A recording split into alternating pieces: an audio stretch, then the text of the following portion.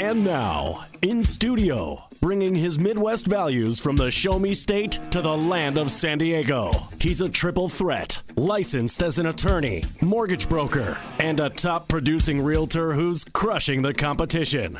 Here to deliver you what's happening in the trenches of the market.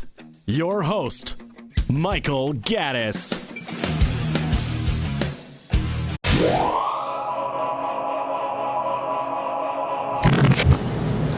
Welcome back to the Michael Gaddis Show on AM 1170 The Answer. I am your host, Michael Gaddis of FrontierLoanGroup.com, and we're going to continue our discussion with Melanie Rubin, the Director of Senior and Adult Programs at the Lawrence Family Jewish Community Center, the Jacobs Family Campus. And just for everyone out there, the website is LFJCC.org. That's LFJCC.org. So Melanie, tell me a little bit about the facility itself. Where is it located? What does it look like? What do you guys have there? We originated in 1945, actually, out in East County. In about 30 years, we moved up to the UTC area. You've probably passed it if you're driving along Genesee between UTC Mall and the hospitals. We're off of Executive Drive, 4126 Executive Drive, in the UTC La Jolla area. Wow, that's not very far from here at all. I walked over to come talk to you today, actually. My gosh. So what do you guys have there? Now, you mentioned earlier you guys have a pool, you have a fitness center, you have all kinds of stuff like that, right? We have something for all ages. Literally, we have programs for pregnant families, so even before birth. We have a preschool, we have after-school activities, we have summer camps, we have activities for teenagers, we have adults and seniors, we have something for all ages, and we are open to the entire community, no matter what your race, ethnicity, ability, disability, or sexual orientation. Anybody can come to the JCC. And you said it's a very large facility. It's 97,000 square feet. That's not tiny. No, it's not. We have an Olympic-sized swimming pool, an NBA regulation gymnasium. We have a 500-seat theater. We have the preschool I mentioned. We have a library. We have a balanced mind meditation center. That's our newest. We have the Center for Jewish Culture is housed under the JCC. And also, I mentioned our GARB Seniors Activity Center. Now, you were telling me, at the break a little bit about you have a senior who is a Holocaust survivor. Is that correct? I have several that are Holocaust survivors, and one in particular that I really am trying to get connected. She lives out in East County, and she feels really isolated. She used to be able to drive, and she used to come up to the JCC and play mahjong every week. And she's lost her license, unfortunately, as she's gotten older. She also had lost her husband. She survived the Holocaust, actually with her parents. Most of her family had died during the Holocaust. And then shortly after they survived, her parents died too. She did get married, and she had one child. Her husband has since passed away, and her son lives in Los Angeles. So she's just feeling really, disconnected from the Jewish community and from other seniors. So she has a caregiver a couple times a week, and she's sometimes able to bring her. We recently had a Hanukkah party. That's another time of the year that seniors do can feel lonely during holidays.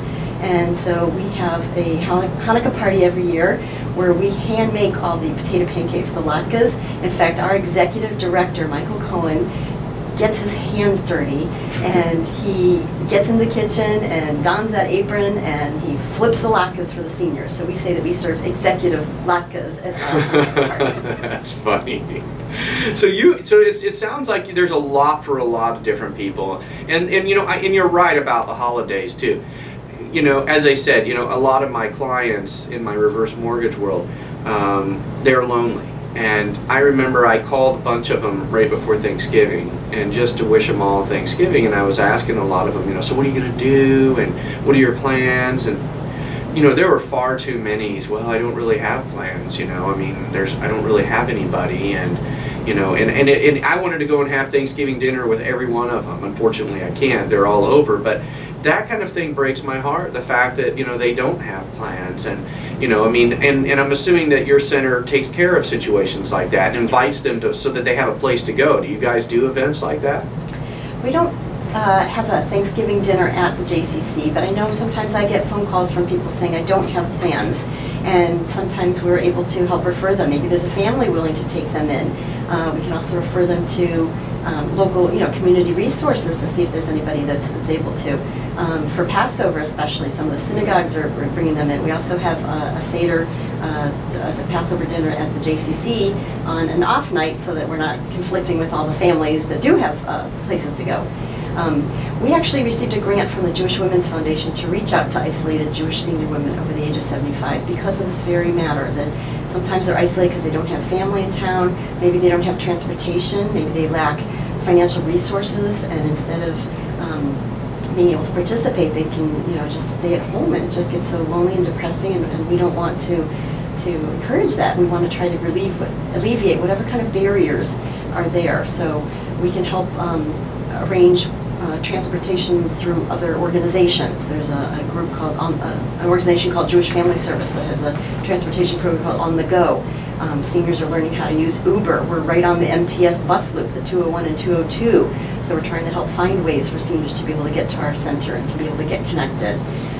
Sometimes they're isolated because of financial problems. So we sometimes have activities that we'll refer them to that are low cost or that are free. We have a lot of free activities at the JCC as well. You don't have to become a member just to come to some of the activities. We do offer discounted membership for seniors, for those who do want to become members and participate in our activities.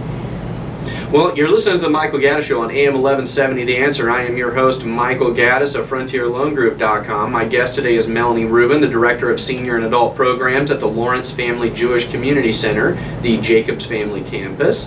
The website is LFJCC.org. That's LFJCC.org.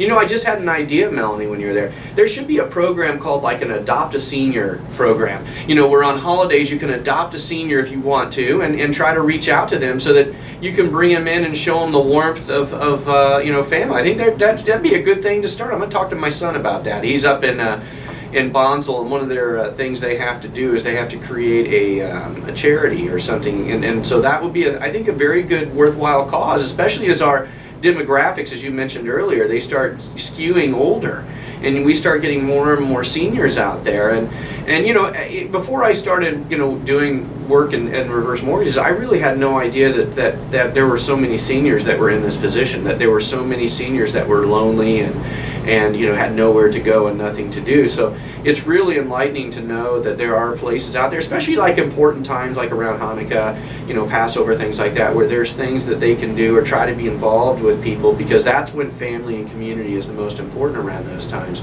So I think that's a really, really important thing. But so let me ask you a question. Your campus is located right near the radio station, right near KCBQ, right here. So what's your sphere of influence? Because I'm assuming it's a Jewish community center, but it's open to everyone. Yes.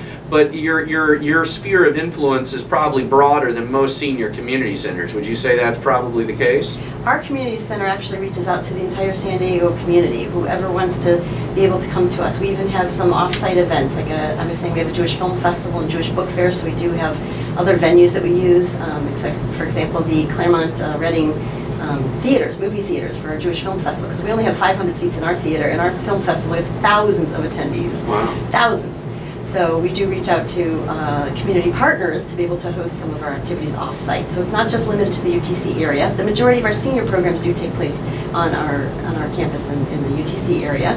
But as long as people can get to the JCC, we're open to anybody. So pretty much if you can hear our voices right now, the JCC is definitely open to you. Would you say that's correct? Yes. Some people, if they don't drive, some people have caregivers that drop them off. Some people get taxi rides and Uber rides. So we're at a local place that we're in the middle of a lot of freeways and the bus system. So we're accessible. You're open to everyone. So that's great. So we're going to come back after the break, and we're going to talk a little bit more about specific types of programs that they have for the seniors at the Lawrence Family Jewish Community Center. You're listening to the Michael Gaddis Show on AM 1170 The Answer.